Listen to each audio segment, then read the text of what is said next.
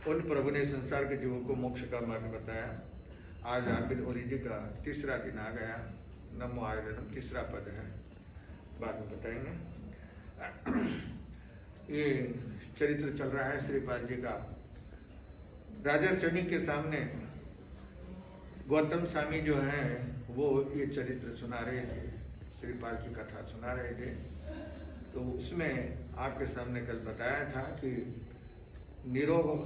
निरोगी काया हो गई थी, कंचनवनी काया बन गई थी श्रीपाल जी की।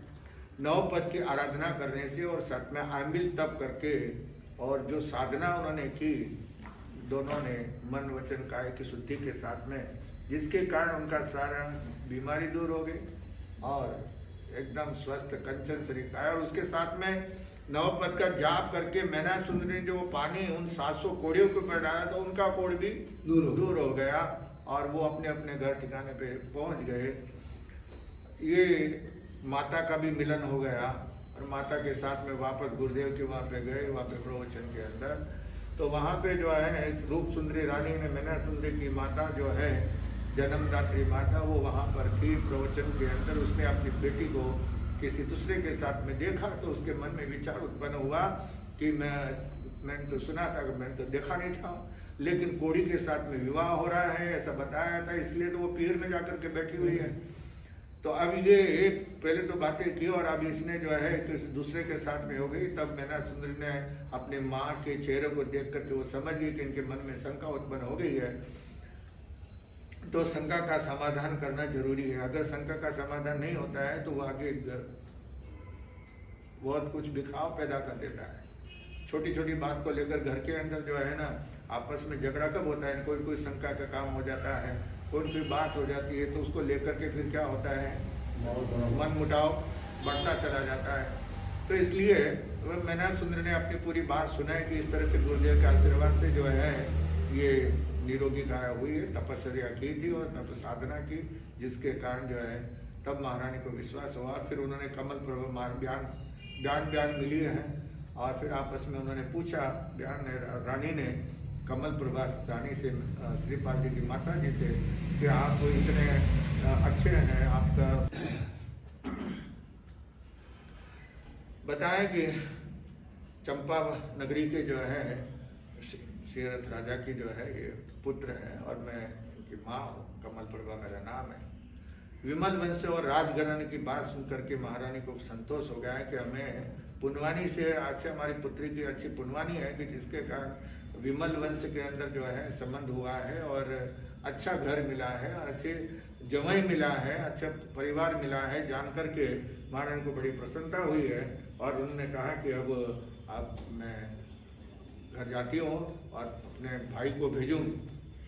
तो वो क्योंकि बिना मान मनवार के जो है जमाई कैसे घर पे आएगा, है ना। इसके लिए महारानी रूप सुंदरी जो है वो अपने भाई के घर, भाई पियर में थी, सीधी भाई के पास में गई और पुण्यपाल को जाकर के जो है सारी बात बताई कि इस तरह से जो है तेरे भाणेज जवाई दोनों जो है वहाँ पे घर पे ठहरे हुए हैं। अपना घर होते हुए पराए घर में रहे तो अच्छा लगता है क्या, है ना। अपनी घर की बेटी है, जवाई है, उनको यहाँ पे लेकर के आओ। तो मामा आते हैं और मामा जो है पुण्यपाल वो श्रीपाल जी को, ज्ञानसा को और अपनी भाणजी को लेकर के यहाँ से मनवार करके बड़े आनंद के साथ में अच्छी तरह से जो है लेकर के जाते हैं। और अब वहाँ पे मामा ससुराल के अंदर रह रहे थे श्रीपाल जी।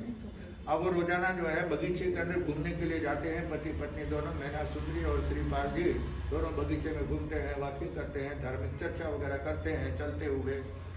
इधर पहुपाल राजा जो है मैना सुंदरी के पिता राजा जो है वो भी बगीचे के अंदर आए और उन्होंने वहाँ पे जो है किसको देखा, मैना सुंदरी को देखा, अपनी बेटी को, और उसके साथ में एक सुंदर सलोना रूपवान देव कुमार श्री का जो है युवक को देखा। देख करके मन में उनके विचार उत्पन्न हुआ कि ये मेरी पुत्री ने जो है कुल के अंदर दाग लगा दिया है। बातें तो बड़ी बड़ी कर रही थी, आदमी बातें करने में क्या होता है, माहिर होता है ना।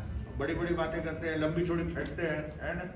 इतनी लंबी चौड़ी फेंकते हैं कि उसका पार ही नहीं होता, है ना। तो इसलिए ये बड़ी बड़ी बातें कर रही थी। और अब देखो, पहले कहा कितना कहा था कि दूसरा कोई भी मन पसंद तुम्हारा वर पसंद कर लो, उसके साथ में तुम्हारी शादी कर देंगे, लेकिन उस समय तो बातें बना रही थी। और अब देखो दूसरे के साथ में वो कोड़ी को छोड़ करके ये दूसरे के साथ में हो गई है। तो मन में बड़ा, तो जैसे वो मामा भी वही था, साला मतलब राजा साहब का, मन में गुस्सा आ रहा था राजा को। लेकिन वो साला जी आते हैं और आकर के कहते हैं आप इतने नाराज क्यों होते हैं? अरे ये वही है जिनके साथ में आपने शादी की थी। ये तो धर्म के प्रताप से जो है, जाप और तपस्या के प्रताप से जो है इनका शरीर क्या हो गया, निरोगी हो गया। और ये तो वही जिनके साथ में आपने शादी की थी, कोड़ी है ना, लेकिन इनका कोड़ रोग क्या हो गया, दूर हो गया। वही है। अब मालूम पड़ा कि धर्म के अंदर कितनी ताकत है। धर्म करने वाले जो है दुखी नहीं होते, दुखी होते हैं वो अपने पाप कर्म के उदय से। लोगों का कहना यह हो जाता है कि धर्म करते वो दुखी होते हैं, या पाप करते वो सुखी होते हैं। अरे वो पाप करने वाला सुखी क्यों है कि पिछले जन्म की उसकी पुण्याई है, पुण्याई की वजह से जो है वो सुख पा रहा है। लेकिन जिस समय उसकी पुण्याई खत्म हो जाएगी और उसका पाप कर्म का उदय का काल आ जाएगा, तब जो है वो ऊपर से धड़क से कहाँ होगा, नीचे गिरेगा, है ना। महलों में रहने वाला जो है भिखारी बन जाएगा, सड़क छाप बन जाएगा। और पुण्य होता है पाप कर्म के उदय से। अभी धर्म करने वाली आत्मा को तकलीफ आती है, कष्ट आता है, दुख आता है, व्यापार धंधा भी नहीं होता है, बहुत तकलीफें भी आ सकती है। तो ये हमारे अशुभ कर्म के उदय से, पिछले जन्म के कोई पाप कर्म हमारे उदय में आए हैं, जिसकी वजह से हमको क्या होती है, तकलीफें आती है। लेकिन जैसे हमारा वो पाप कर्म हमारे नष्ट होंगे, वैसे वापस जो है हमारे सुख शांति की साहिबी की प्राप्ति हो सकती है। जो रंग होता है, भिखारी होता है, वो राजा बन जाता है। क्योंकि पुनवानी कब किस समय उदय में आती है कह नहीं सकते। हमारे उदयपुर के महाराणा जो है फतेह सिंह जी, क्या फतेह सिंह, भोपाल सिंह जी, क्या था उनके पास में राजगद्दी उदयपुर में, राज सिंहासन में मेवाड़ का राज्य उनको मिला। लेकिन वो कौन थे, किसान, राजपूत किसान थे, खेत में हल चला रहे थे। क्या कर रहे थे, हल चला रहे थे। उदयपुर की गाड़ी खाली हो गई थी, उनके संतान नहीं थी राणा जी के। तो इसके लिए जो है पता लगा रहे कि भाई किसको जो गाड़ी पर तो बिठाना पड़ेगा, कोई राजपूत को ढूंढो। तो गांव ढूंढते ढूंढते वहाँ खेत के अंदर जो है वो हल चलाते हुए नजर आए। उनको जो है लेकर के आया और उनको उदयपुर का महाराणा बना दिया। ये मनुष्य का कब वो उदय आता है, कहाँ, तो वो खेत में पसीना बहा रहे थे, है ना, हल चला रहे खेत के अंदर, गर्मी में, धूप में, तो पसीना नहीं आएगा, है ना। मेहनत करते हैं ना तो क्या आता है, पसीना आता है। और कहाँ जो है वो क्या बन गए, उदयपुर के महाराणा बन गए, मेवाड़ के महाराणा। इनके राज्य के अंदर 10,000 गांवों के वो मालिक, 10,000 गांवों के क्या कहलाते हैं, मालिक कहलाते हैं। तो ऐसे जो है यानी कब किस समय किसकी पुनवानी उदय में आती है ये पता नहीं चलता है। तो इसलिए तो राजा साहब को मालूम पड़ा। और अब राजा साहब ने विचार किया कि जब यहाँ पे अब ननिहाल में कब तक रहना, अपना घर है और मेरी रानी जो है वो भी पियर में बैठी हुई है कब से, इतने दिनों से। कब तक उसको पियर में बैठे रखना, उसको तो लड़की को क्या चाहिए, कहाँ रहना चाहिए, कहाँ रहना चाहिए, महल में, ससुराल में, है ना, ससुराल में रहना है। चाहे कैसी भी परिस्थिति हो, ससुराल के अंदर, चाहे वो गरीब है, चाहे उनके पास में झोपड़ी है, चाहे उनके पास में पूरे साधन नहीं है, फिर भी लड़की को जो है अपने जहाँ उसका विवाह हुआ है ससुराल में उसको रहना आवश्यक होता है। तो इसलिए राजा साहब जो है अब उन्होंने विचार किया कि ऐसे तो रानी को कहेंगे आ जाओ तो कोई आने वाले नहीं, क्योंकि नाराज होके गई है, नाराज होके गई है। तो किसकी वजह से नाराज हुई, राजा कहते हैं मेरी वजह से नाराज होकर के गई है। अब मेरा ही वापस करते हुए होता है कि मैं जाऊं और उसको मना करके लेके आओ। इसलिए राजा साहब जो है पहुपाल राजा, वो आते हैं अपने ससुराल के अंदर और रानी को मनाते हैं और कहते हैं कि बेटी और जमाई वगैरह को साथ में लेकर के चलो अब अपने महल के अंदर, मेरी गलती हो गई, मैं माफी मांगता हूँ और अब तुम क्या करो, राज्यपाल हो गया दोनों। और उनको सब बाजे गाजे के साथ में जुलूस के साथ में हाथी पे बिठा करके श्रीपाल जी को जो है राजमहलों में लेकर के आए हैं उज्जैन नगर के अंदर। और अब वहाँ पे बड़े आनंद के साथ में ससुराल में रहते हैं श्रीपाल जी। वहाँ का सारा सुख वैभव उनके सामने है। ससुराल क्या है? सुख की साथ। क्या है? ससुराल सुख की साथ, रहना 2 दिन 4। क्या सुख के सार है, लेकिन कितना ज्यादा नहीं रहना चाहिए, 2 या 3। हाँ 2-4 दिन बस। ज्यादा मनवार पहले जमाने में महीना 2 महीना जो है ससुराल में जो है जाने नहीं देते थे। मनवार करके उनको रोकते थे और नित नए माल में यहाँ घूमने गए वहाँ घूमने गए, वो बाग बगीचे में खेलना कूदना, उनको जो है खिलाना पिलाना।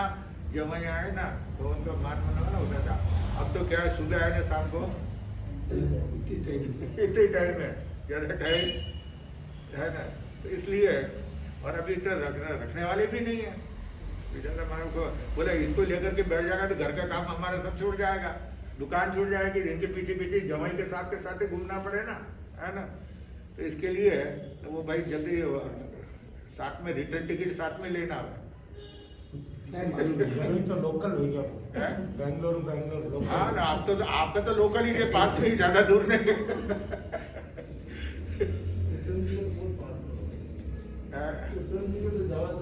हाँ ससुराल में मिल जाए, बहन में मिल जाए, सब है ना, वो एक साथ में काम हो जाए, दूसरे का जाने की जरूरत नहीं पड़े, है ना। लेकिन जहाँ बाहर है, कहीं कोई कहाँ है, कोई कहाँ है, हर एक सबका ससुराल बेंगलोर में नहीं है, कहाँ बाहर भी है ना। तो इसलिए राजा साहब जो है, अब वो श्रीपाल जी बाहर घूमने के लिए जाते हैं, वॉकिंग करते हैं, कभी हाथी में बैठ के जाते हैं, कभी रथ में, कभी घोड़े के ऊपर। एक बार जब वो साथ में उनके सब सैनिक वगैरह सब साथ में होते हैं, तो एक बार जब वो जा रहे थे वन विहार के लिए, यानी जंगल में जाना, वहीं खेलना कूदना करना, है ना। तो वो सब साथ में सैनिक वगैरह सब साथ में है, नौकर चाकर वगैरह है ना, बाजा गाजे के साथ में, धूम धड़ाका के साथ में, पूरा जुलूस निकल रहा है, सैकड़ों लोग साथ में है। तो ऐसे के अंदर जो है, और जब श्रीपाल जी जब भी बाजार में निकलते थे, लोग उनको देखने के लिए उतावले होते थे। वो क्या उनका रूप है, क्या उनका सौंदर्य है, क्या उनकी लावण्यता है, क्या उनका चेहरा है, उनकी आंखें, उनके कान, उनका मुंह, चेहरा, वो देखने के लिए लोग जो है पागल हो जाते थे। तो ऐसे जो है, जब श्रीपाल जी का जुलूस निकल रहा है बाजार के अंदर से, तो सब आपस में चर्चा करते हैं। तो जो हाथी के ऊपर बैठ करके जा रहे थे, एक घर के ऊपर, छत के ऊपर जो है माँ और बेटी, वृद्ध माता है और उनकी बेटी है, तो वो जो है अपनी माँ से पूछ रही है कि माँ ये कौन है, ये काम कुमार, देव कुमार, राम श्याम कौन है ये, कि ये इतना सुंदर रूपान वगैरह है, ऐसा शरीर है, बड़ा कहते हैं मोटा सिर सरदारा का, बड़ा पग फवारा का। क्या बड़ा सिर होता है तो वो सरदार यानी बड़ा आदमी होते हैं, उनका सिर क्या होता है, बड़ा होता है। और बड़े पाँव किसके होते हैं, यानी सिर तो होता है छोटा और पाँव होते हैं बड़े। तो मतलब जो है गंवार लोग, मजदूर लोग है ना, उनके पाँव क्या होते हैं, बड़े बड़े पाँव होते हैं। तो ऐसे वो कहावत है कि बड़ा सिर सरदारा का। जो पुण्यशाली होते हैं उनका सिर बड़ा होता है, हाथ अजानुबाहु, जो हाथ है उठे घुटने तक, खड़े बैठा नहीं, बेटा सब है, बेटा तो कोनी भी लगा दो, है ना, घुटना पे, वो नहीं। लेकिन जब खड़े होते हैं, खड़े और सीधे खड़े होकर के हाथ नीचे लंबा करे तो वो हाथ पुण्यशाली होते हैं। दिवाकर जी महाराज आते हैं ना, उनके आजानुबाहु थे, घुटने तक हाथ जाते थे, लंबे हाथ है। तो वो ऐसे वो लंबे हाथ होना, और ललाई नक पालिश लगा करके नहीं, कुदरत से ललाई होती है, कुदरत से। होठ भी लाल होते हैं, बिना लिपस्टिक लगाए हुए, बिना कोई लाल रंग लगाए हुए जो है, और लाल होते हैं, गाल लाल होते हैं। ये पुण्यवानी पुरुष होते हैं। और हथेली वगैरह वो लाल होती है, यानी खून होता है ना, तो लाल है, लाल हो है। खून नहीं हुआ शरीर में तो सफेद हो जाती है हथेली। आप देखो बेटा, आप जो लाल है, फिक्र मत करो।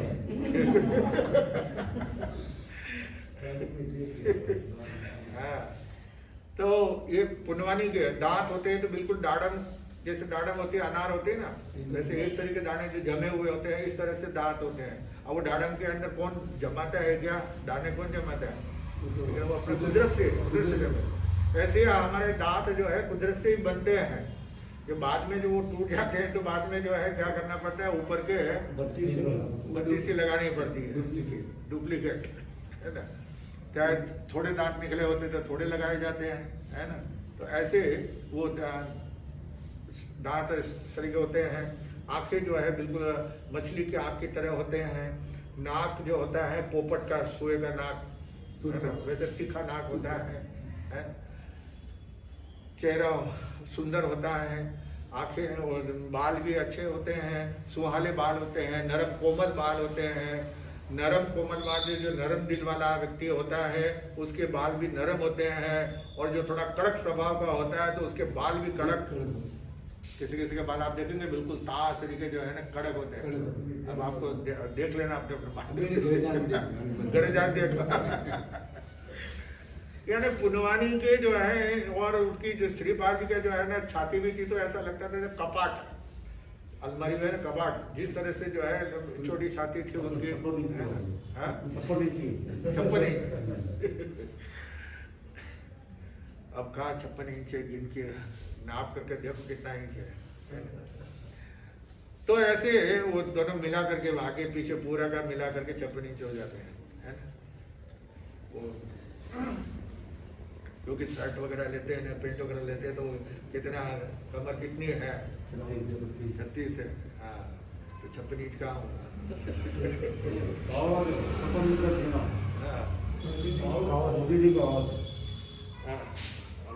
नाप के देख लेना, मोदी जी के है नहीं 56 इंच के। तो इस प्रकार जो है वह, तो लड़की जो है वो अपनी माँ से पूछती है कि माँ ये कौन है, ये जो हाथी पे बैठ करके जा रहे हैं है कौन। तो अब क्योंकि वो बाजे की आवाज हो रही है तो एक जोर से पूछ रही है कि कौन है हाथी पे बैठ करके जा रहा है वो, और उसके पीछे इतने सब लोग जा रहे हैं, लोग देखने के लिए उमड़ पड़ रहे हैं, वो भीड़ पड़ रही है। दुकानें, व्यापार धंधा बंद हो जाता है, जिस समय जुलूस निकलता है तो व्यापार धंधा सब दुकानें क्या हो जाती है, बंद हो जाती है, और सब दुकान पे खड़े होकर के वैसे वो देखते रहते हैं, है ना। तो ये कौन है, तो माँ भी वो जोर से बोलती है, बाजे बज रहे, डम धमाधम ढोल बज रहे, तो इसलिए उसमें जोर से बोलती है कि ये अपने राजा के खास जवाई है। श्रीपाल नाम है, ये राजा साहब के क्या है, खास जवाई है। बिल्कुल वो एकदम उसके जो बाई बोल रही है उसके सामने श्रीपाल जी का हाथी पहुंच गया है, और उनके कान में आवाज चली गई कि राजा के खास जवाई है। ये सुनकर के जो है श्रीपाल जी एकदम चौंक गए कि यहाँ पे मेरे नाम से नहीं पहचानते ज्यादा, मेरे बाप के नाम से नहीं जानते हैं, किसके नाम से जान रहे हैं यहाँ पे, ससुराल के नाम से, ससुराल के ससुरा के नाम से यहाँ पे मुझे पहचाना जा रहा है, बुलाया जा रहा है। अरे निज गुण जाने सो उत्तम, जग पिता नाम से मध्यम, अधम नाम मामा के नाम, ससुर नाम माधम। श्रीपाल नरेश्वर समर्यो परमेश्वरी, नव पद प्रेम से।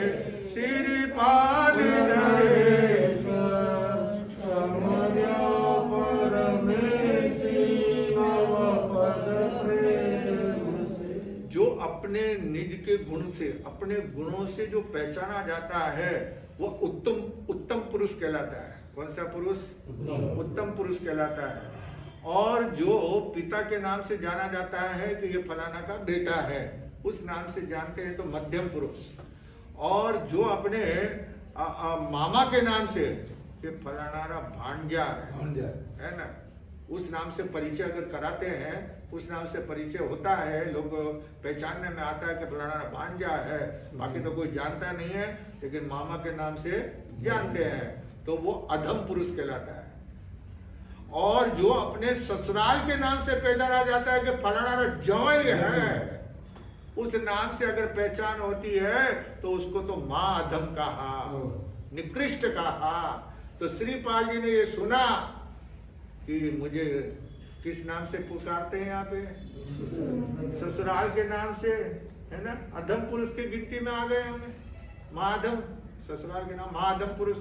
इसलिए क्योंकि मेरे बाप के नाम से नहीं जानता, मेरे मामा ननियाल के नाम से नहीं जानते हैं, और यहाँ पे ससुराल के नाम से जानते हैं, तो ये तो बहुत ठीक नहीं है।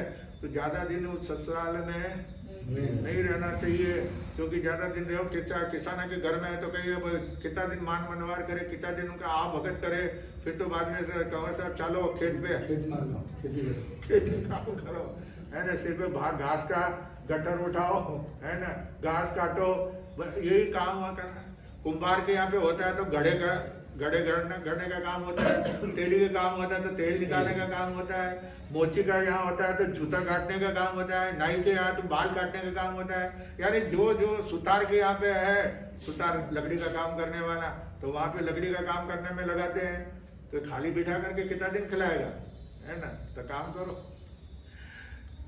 तो यहाँ पे जो है ये ससुराल में ज्यादा दिन रहना, क्योंकि इज्जत नहीं रहती है। कहते हैं ना, मैंने एक बार पहले भी कहा था, दूर जवाई फूल बराबर, गांव जवाई अड्ढा, घर जवाई गधा बराबर, जब चाहे तब लद्दा। दूर जवाई फूल बराबर, दूर का जवाई है, बहुत दूर का है ना, ऐसा बम्बई से, कंवर साहब कहाँ से आए? बम्बई से, जयपुर से आए, दिल्ली से आए, कलकत्ता से आए, है ना।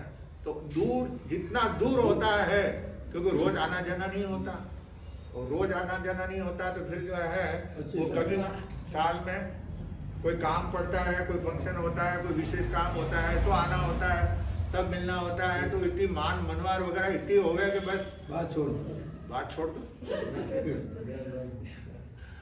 और गांव जो है आधा, गांव के अंदर ही जो है तो आधा, फिर भाई तो हमेशा मिलते रहते हैं।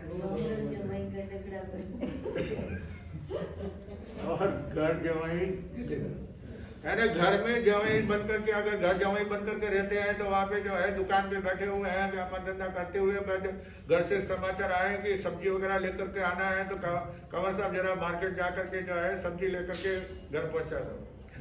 अब भाई लकड़ी खत्म हो गई है, पहले चूल्हा जलाते थे ना, तो पहले लकड़ी का, तो भाई लकड़ी खत्म हो गई, कोयला खत्म हो गया, तो जरा वहाँ दुकान पे टाल पे जाकर के जो है लकड़ियाँ और कोयला जलाने के लिए जो है ना, सिगड़ी जलाने के लिए है कोयला का। नहीं तो अभी जो है गैस टंकी हो गई, तो भाई क्या करो, जरा गैस टंकी लेके आओ, है ना, अनाज की बोरी जो है ये उठा करके लेके जाओ, है, चावल की बोरी उठा के लाओ, बाजार से ये चीज लाओ, वो चीज लाओ। तो वो उनको जो है क्या करना पड़ता है, और बाजार में मार्केट में गए हैं, मॉल में गए हैं, वहाँ पे चीजें वगैरह लिए हैं, तो कंवर साहब जरा ये थैली पकड़ो, कंवर साहब ये थैली पकड़ो, कंवर साहब ये थैली पकड़ो। और यहाँ तक कि उनकी जो पत्नी होती है तो वो भी जो है, अभी मान लो सर्दी के दिन है और मार्केट में गए हैं, साल वगैरह ओढ़ के गए हैं, कोट वगैरह पहना हुआ है, तो वो सब भाई अब गर्मी लगने लग गई है, धूप हो गई है, निकाल करके कंवर साहब के हाथ में सौंप देते ले संभाल, है ना।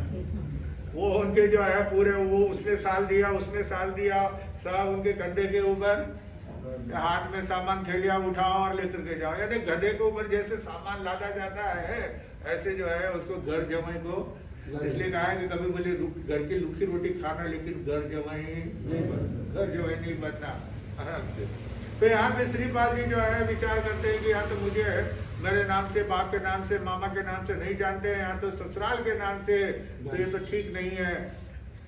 वहाँ के क्रीड़ा करने के लिए गए थे, वन विहार के लिए घूम करके वापस आए, लेकिन सुस्त हो गए, तो घर में पूछा तो भाई क्या बात है, आज इतने सुस्त क्यों है, चेहरा क्यों उतरा हुआ है, क्या तकलीफ है, किसी ने आपका अपमान किया, किसी ने आपकी बात नहीं मानी है, आपका कोई प्रत्युत्तर दिया, वापस उत्तर दिया है, आपको जवाब दिया है, किसी ने कुछ कहा है क्या आपको, क्या? तो बोले नहीं, अब मेरा जो है विचार परदेश में जाने का है। मामा ससुर ने ससुराल बहुत पूछा, लेकिन उनका एक ही कि मुझे जो है अपना भाग्य को क्या करना है, भाग्य आजमाना है, अपने भाग्य की परीक्षा लेना है कि मेरा भाग्य कितना मुझे साथ देता है। इसलिए जो है मुझे परदेश में जाना चाहिए, परदेश। और घर में आए, महलों में आए, मैना सुंदरी को मालूम पड़ा कि परदेश में जाने की बात कर रहे हैं, तो बोले आपको क्या तकलीफ है, यहाँ आपको क्या कांटे चुभा रहे हैं, है? क्या किसने आपको कुछ कड़वा शब्द कहा, किसने कुछ कम ज़्यादा बोला है, किसी ने चिढ़ाया, कुछ कहा क्या, बोले नहीं कोई किसी कोई बात नहीं है, बस मुझे तो प्रदेश में जाना है। तो मुझे जो है रोकने का प्रयास मत करो, मुझे तो जाना है। बोले नहीं, आप एकदम अचानक इतने राजी खुशी का दिन समय व्यतीत हो रहा था और एकदम अचानक मूड बदल गया, तो इसका कारण क्या है? कुछ न कुछ कारण तो होना चाहिए। मैंने बहुत पूछा, तब जो है उन्होंने बताया कि देखो ऐसा है कि यहाँ पे मुझे अपने नाम से कोई नहीं जानता, बाप के नाम से मामा के नाम से कोई नहीं जानता। किस नाम से जानते हैं? तेरे बाप के नाम से। यानी ससुराल में मुझे यहाँ मेरी जो पहचान है वो किसके नाम से? ससुर के नाम से कि राजा के जवाई है।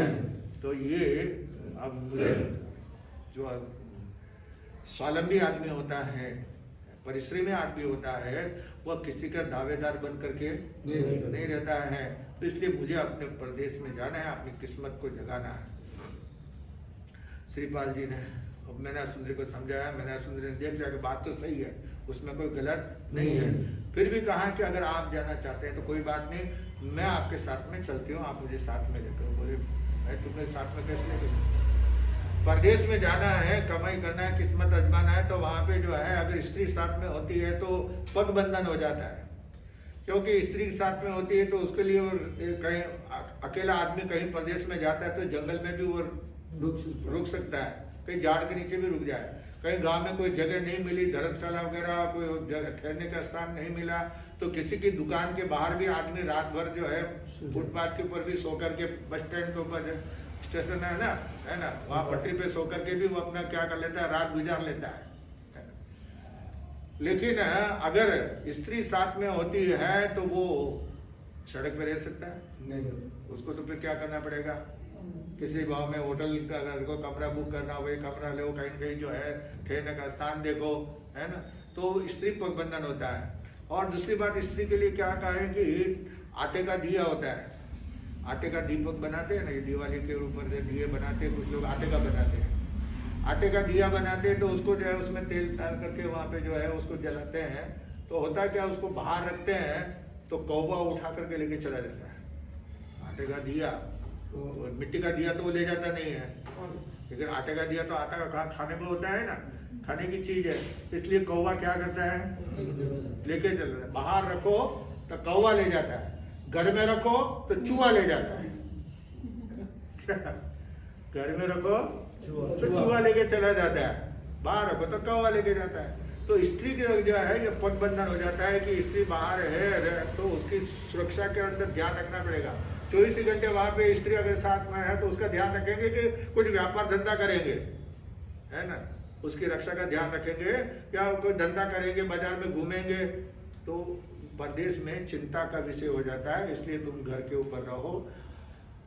और माँ ने भी कहा था कि माँ साथ में, लेकिन माँ को भी समझा दिया कि पग बंधन हो जाएगा, मैं आपकी पूरी सेवा नहीं कर सकूंगा, क्या मुझे अपना काम करना है, कुछ धंधा करूंगा, कुछ किस्मत आजमाने के लिए जो भी काम मिलेगा वो काम करना पड़ेगा। तो ऐसे के अंदर मैं आपको जो है देखभाल नहीं कर सकता, आपकी सुरक्षा का प्रबंध करना मुश्किल होगा। तो माँ को भी समझा दिया, पत्नी को भी समझा दिया। और अच्छे शुभ मुहूर्त के अंदर, विजय मुहूर्त के अंदर, विजय मुहूर्त कब होता है? रोजाना होता है विजय मुहूर्त, डेली, बिना पंडित को पूछे हुए मुहूर्त है विजय मुहूर्त। विजय मुहूर्त 1:21 12:05 12:05 दिन में, है ना, वो बिना पूछे हुए, है ना, ऐसा समय के अंदर के वहां पे आदमी उस विजय मुहूर्त के अंदर क्या करे, निकल जाए, शुभ मुहूर्त कहलाता है। तो उस शुभ मुहूर्त के अंदर जो है तैयार होकर के राजा साहब ने भी मनवा रखी रोकने का, साथ में सेना वगैरह देने का। उन्होंने कहा मुझे न तो सेना चाहिए, न कोई सुरक्षा का मेरे को साधन चाहिए, न मुझे कोई धन संपत्ति चाहिए। अपनी तलवार, ढाल और तलवार वो लेकर के श्रीपाल जी वहां से अकेले, है ना, साथ में कुछ भी नहीं लिया, और अकेले जो है वो वहां से शुभ समय के अंदर मैना सुंदरी ने जो है उनका तिलक वगैरह किया है, आरती उतारी है, विदाई के समय मंगल गुड़ दही, है ना, ये खिलाया जाता है, गुड़, हाँ, कुछ चीज़ें हैं, दर्पण दिखाया जाता है, आईना, ग्लास है ना, ये भी मंगल है। क्या है? मंगल है, दर्पण मंगल है। पान का बीरा, पान खिलाया जाता है, वो भी मंगल है। दही खिलाया जाता है, श्रीफल दिया जाता है, गुड़ खिलाया जाता है, ये सब मंगल होते हैं। बालिका, कन्या है ना, वो सामने आए, सुहागिनी स्त्री सामने आए, ये सब मंगल है, मंगलिक चीज़ें होती है। तो इस प्रकार जो है शुभ समय के अंदर अच्छे के साथ में श्रीपाल जी यहाँ से जो है रवाना हुए अकेले, और अब चलते चलते जंगल, पहाड़, नदी, नाले सब जो है करते हुए आगे बढ़ते चले जा रहे थे। एक आगे चलते हुए एक पहाड़ी के ऊपर जो है जंगल के अंदर क्या देखा उन्होंने, चंपक वृक्ष के नीचे एक पुरुष जो है ध्यान लगा करके बैठा हुआ है, और वहां पे वो कुछ विद्या सिद्ध कर रहा था, लेकिन उसकी विद्या सिद्ध नहीं हो रही थी। तो श्रीपाल जी जो है वहां पे पहुंचे हैं, उन्होंने देखा, उसको पूछा, भाई क्या बात है? बोले, मैं गुरु ने मुझे विद्या दी थी और उस विद्या को मैं सिद्ध कर रहा हूँ जाप करते हुए, लेकिन वो मेरे कार्य किनारे पे पहुंचता हूँ कुछ अड़चन हो जाती है, और जिसके वजह से मेरा सब काम डिसमिस हो जा रहा है, सिद्ध नहीं हो रहा है। तो कहा, अच्छा तुम्हारे क्या है, पहले तो मुझे वो सुनाओ, विद्या सुनाओ। तो उसने सारी विद्या मंत्र जो था वो मंत्र बताया। तो उसमें कहीं उसके जो खोट आ रही थी, जो गलती आ रही थी, क्योंकि हर चीज़ का क्या होता है, अपन जैसे नौकार मंत्र भी बोलते हैं, तो उसमें भी हमारे कई लोग जो है ना गलती शब्द का उच्चारण होता है। जैसे नम, वैसे अपन नमो बोलते हैं ना, तो नमो नहीं होना चाहिए, न बाण, बाण न, अण जो है वो होता है ना।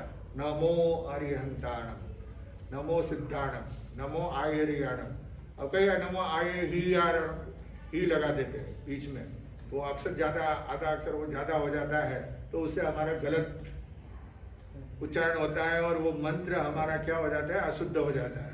इसलिए हर चीज, यानी जो भी मंत्र वगैरह हम पढ़ते हैं, तो उसको जो है बराबर सही ढंग से उसका उच्चारण होना चाहिए। उच्चारण अगर हमारा शुद्ध होता है तो कार्य हमारा जल्दी सफल होता है। तो इसलिए यहाँ पे जो है विद्याधर जो सीख रहा था, तो उसने जहाँ गलती थी उसकी, वहाँ पे श्रीपाल जी ने वो गलती बताई, और उसके साथ ही कहा कि अब तुम विद्या सिद्ध करो, मैं यहाँ पे खड़ा हूँ तुम्हारी रक्षा के लिए, तुम्हारे कोई विघ्न बाधा नहीं आने दूंगा। तो निर्विघ्नता श्रीपाल जी के वहाँ पे खड़े रहने से, जो काफी समय से मेहनत कर रहा था, विद्या सिद्ध कर रहा था, वो नहीं हो पा रही थी, वो वहाँ पे मिनटों में उसका जो है कार्य क्या हो गया, सिद्ध हो गया। तब वो कहता है विद्याधर कि आपकी वजह से मेरी विद्या सिद्ध हो गई है, मेरे से आप कुछ भेंट स्वीकार कीजिए। उसने 2 विद्या, श्रेष्ठ विद्या श्रीपाल जी को दी। एक तो क्या है, जल तरणी। जल तरणी यानी पानी के अंदर, समुद्र में, पानी में कहीं भी गिर भी जाए तो डूबेंगे नहीं। उस विद्या का स्मरण करके, वो विद्या आपके साथ में होगी तो आपको जो है किनारे कैसे भी, कोई भी सहारा मिल जाएगा, आप किनारे पहुंच जाएंगे, आप डूबेंगे नहीं पानी के अंदर।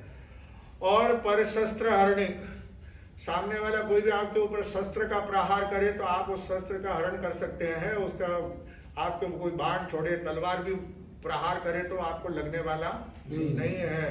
कि 2 विद्या जो है भेंट कर दी उस विद्याधर ने श्रीपाल जी को। अब श्रीपाल जी जो है वहां से आगे बढ़े हैं, और चलते हुए जो है आगे चलते आ रहे थे, पहाड़ी के ऊपर पहुंचते एक जगह पर जंगल में, तो वहां पे एक आदमी जो है रसायन तैयार कर रहा था। रसायन वो थी कि सोना बनाने का। क्या बनाना? तांबे का सोना बनाना। कुछ जड़ी बूटियां होती है, वो जड़ी बूटियों को जो है मिक्सर करके जो है वो तैयार करते हैं, आग में डालते हैं, वो जड़ी बूटियों के साथ में उस तांबे को डालते हैं, उसके ऊपर वो जड़ी बूटियां डालते हैं, तो उससे वो क्या बन जाता है, पक्का सोना बन जाता है, कच्चा नहीं, पक्का पक्का सोना बन जाता है। तो ये है, ऐसी जड़ी बूटियां है, कश्मीर की पहाड़ियों में है, लेकिन उसका पहचान होना। हाँ, तो कश्मीर, जम्मू कश्मीर है ना, कश्मीर की पहाड़ियों में है ऐसी वो जड़ियाँ, लेकिन उसकी पहचान मालूम होना कौन सी जड़ी है, पहचान हो तो बाकी जो है लोग वहाँ पे वर्षों हो गए घूमते रहते हैं लोग वहां पे, ढूंढते रहते हैं, ऐसे मिलती नहीं है। तो ऐसे जो है वो जड़ी बना रहा था, सोना बनता था, लेकिन वापस जो है वो वापस वो तांबा हो जाता, पीतल हो जाता, वो पूर्ण रूप से नहीं बन पा रहा था। काफी बार उसने मेहनत की थी, काफी समय से वो कर रहा था, लेकिन उसमें सफलता नहीं मिल रही थी। श्रीपाल जी ने पूछा, भाई क्या कर रहे हो? बोले मैं सोना बना रहा हूँ। अच्छा सोना बना रहे हो, तो कैसे? कि भाई ये मैं काफी समय से मेहनत कर रहा हूँ, लेकिन बोले कैसे कर रहे हो? तो उसने वो बताया, सारा क्रिया बताई कि इस तरह से ये करना पड़ता है, ये एक जड़ी डालना, उसके बाद में ये डालना, उसके बाद वो डालना, उसके ऊपर डालना, ऐसा उसने सब पूरा बताया। बताने के बाद में श्रीपाल जी ने जहाँ उसकी जो गलती थी, वो गलती श्रीपाल जी ने पकड़ ली और उसको जो है कहा कि यहाँ पे तुम गलत कर रहे हो, इसको शुद्ध करो। वो सिद्ध किया और उसके बाद में कहा अब तुम बनाओ, तुम्हारे कोई टेंशन वाली बात नहीं है। हर वाकई में वो सोना बन गया। तो कितने भी आग में डालो, वापस वो सोना जो है तांबा पीतल नहीं बनता है, सोना ही रहता है, खरा सोना रहता है। तो बस वहाँ पे सोना बन गया। तो वो बड़ा प्रसन्न हुआ कि आज मेरी ये विद्या सिद्ध हो गई है, रसायन सिद्ध हो गया। आपके वजह से आप ये जो सोना बनाया है, ये सारा सोना आप लेकर के जाओ। श्रीपाल जी कहते मैं उसको कहाँ उठा करके लेकर फिरूंगा? और ये साथ में सोना धन संपत्ति जंगलों के अंदर फिर रहा हो, जंगलों में होते, इसके पीछे जान को भी खतरा। क्या माल जाए तो जाए, साथ ही जान भी जाए। यानी आजकल जैसे गहना पहनाते हैं, हार वगैरह चेना वगैरह पहन करके जो है बड़े बड़े है ना कान में वगैरह लेडीज पहनते सोना का गहना है, जेवरात का गहना पहन करके जाते हैं। तो रास्ते के अंदर बड़े बड़े गाँव के अंदर जो है चैन खींचने वाले, कान में से स्कूटर के ऊपर, टू व्हीलर के ऊपर से जो है पास में से आते, धीरे चलाते चलाते जो है खींच लेंगे और चैन खींच लेंगे और 9 2 11 हो जाएंगे, है ना। तो ये इसलिए ये 74 में हमारे चतुर्मास है चिकपेट के अंदर जो सुंदर मंदिर साकिला जी लुणावत है ना, उनके माता जी जसवंत राज जी पिताजी थे, जसवंत राज जी लुणावत, उनकी धर्मपत्नी सेठानी, वो रात को प्रतिक्रमण करके थानक से जो है वापस जब जा रही थी, तो उसका कंदोरा जो है ना वो छीन लिया था। हाँ सुना रहा पितरों को नहीं। कंपनी और पहले है कि क्या, आजकल तो पहले तो थोड़ा पतला होता है, पहले जो है ना वजन वाला थोड़ा भारी होता था, वजन वाला होता था। आज वो है तो उसके तो लाखों रुपये होते हैं, है ना। तो ऐसे ही यानी वो चोर जो है ना क्या करते हैं, वो खींच लेते हैं, या फिर चक्कू बता करके आजकल जैसे आपको ब्रासलेट छीन लेते हैं, है ना, घड़ी छीन लेते हैं, पर्स छीन लेते हैं, आपको जो भी होता है आपके पास में चाकू बता करके जो है क्या करते हैं, छीन लेते हैं।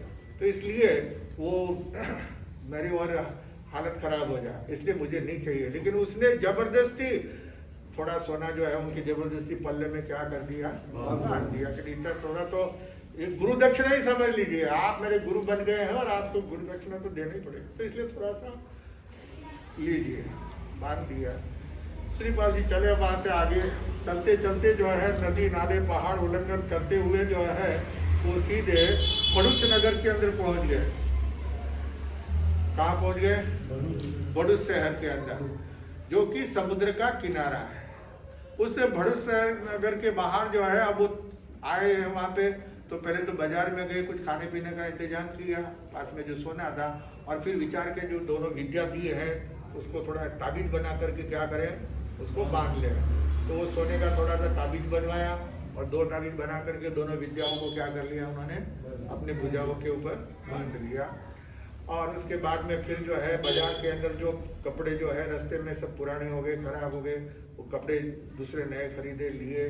और फिर बाद में उसमें कुछ अस्त्र शस्त्र वगैरह, क्योंकि क्षत्रिय है, आप जाते हो बाजार में मार्केट में जो आप ही लो, हमारी बहनें जाएं तो या तो साड़ी वगैरह है, चप्पल है, चूड़ियाँ है, या फिर घर के अंदर सामान जो है कोई तो तवा वगैरह है यानी घर गृहस्थी में चौके में जो काम आने वाली चीजें है ना, वो क्या करेंगे, खरीद करके लेके आएंगे, ये चीजें लेकर के आएंगे। लेकिन एक क्षत्रिय होता है ना, वो ये सब चीजें नहीं लेता, वो तो तलवार वगैरह है, कटार वगैरह है, छुरा वगैरह है, वो लेते हैं, भाला वगैरह है, धनुष बाण है, क्योंकि वो तो उनकी खास चीज है। तो इसलिए उन्होंने उसको तलवार वगैरह सब कुछ नया भी उन्होंने लिया। और फिर उसके बाद में कहा वो थक गए, इतने दिन बहुत चलते हुए भी आए हैं और बाजार में भी घूमे हैं, खाया पिया, थोड़ा आराम करने की जरूरत है। तो भरूच नगर के बाहर में जो बगीचा था उसके झाड़ के नीचे जहाँ पे ठंडी ठंडी छाया थी, हवा आ रही थी, वहां जाकर के श्रीपाल जी आराम से क्या है सो गए हैं, नींद आ रही थी। इधर जो है भरूच नगर के पास में कौशाम्बी नगरी थी, गुजरात के अंदर है कौशाम्बीपुर।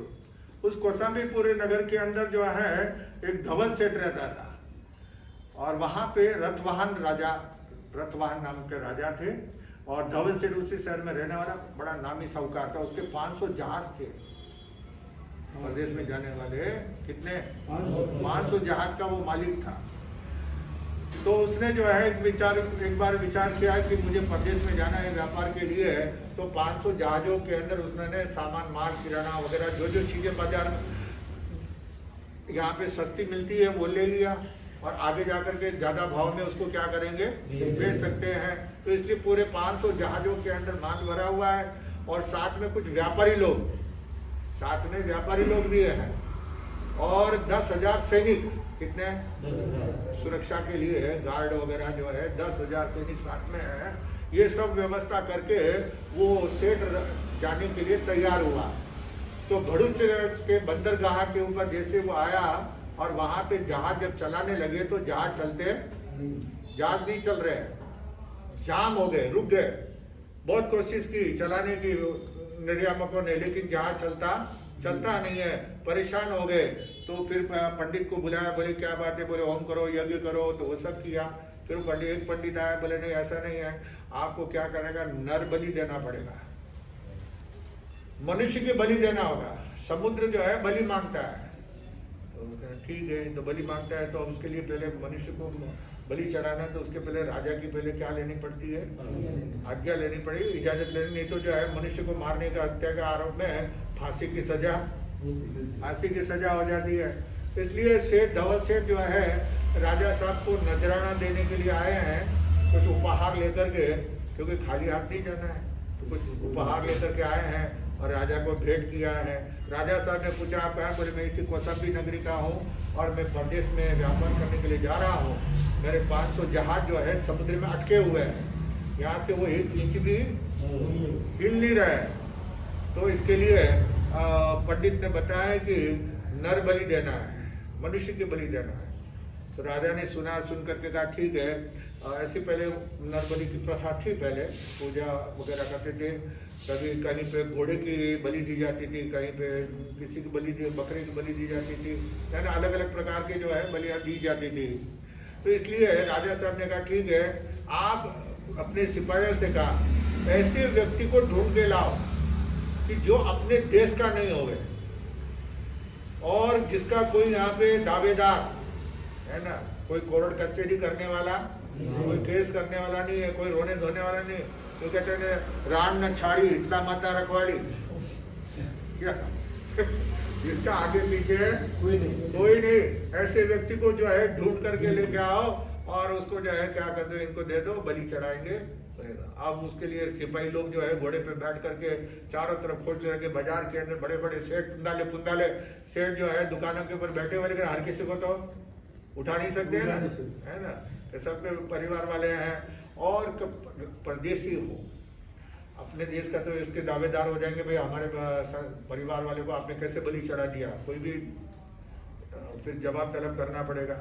इसलिए राजा ने कहा कि परदेशी को ढूंढो।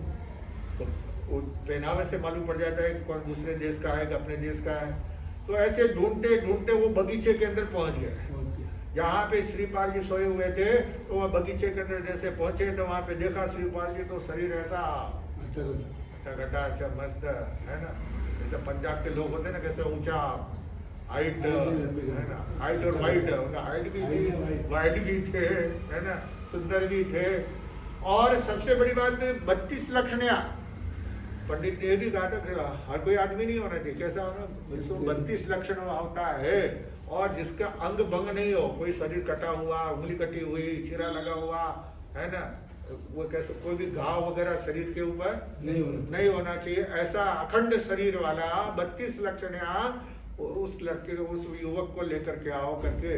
तो इसलिए सिपाही ने देखा कि ये तो आदमी तो ताजा है, या माल ताजा है ना, मजबूत है, अच्छा है और सुंदर भी है, 32 लक्षण है, जैसा राजा साहब ने कहा है वैसा है।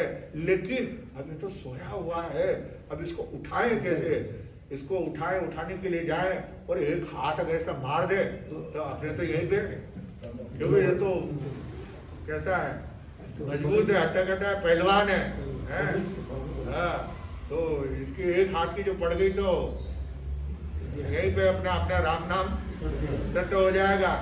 तो अब वो आपस के अंदर क्या करते हैं, वो सिपाही चारों तरफ घेर करके खड़े हैं और वो एक दूसरे को कह रहे कि तू उठा, वो कहते तू उठा, वो कहते तू उठा, आपस में एक दूसरे को बोल रहे हैं। उनके आपस में एक दूसरे से बोलने से श्रीपाल जी की निद्रा भंग होती है।